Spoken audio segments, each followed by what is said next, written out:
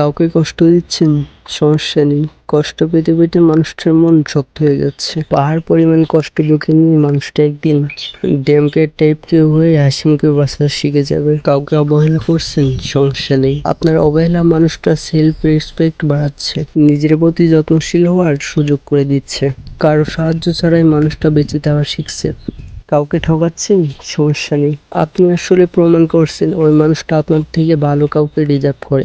নিজেকে সরিয়ে আপনি ওই মানুষটার লাইফে বেস্ট কাউকে আসার সুযোগ করে দিচ্ছেন। You are doing a great job. But কাউকে ঠকাতে গিয়ে নিজে ঠকে গেলে সমস্যা।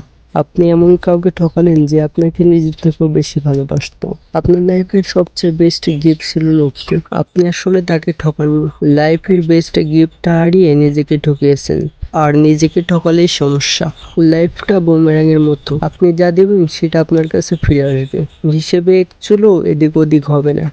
আপনি সেদিন বুঝবেন ঠকে যাওয়া অনুভূতি। ধন্যবাদ।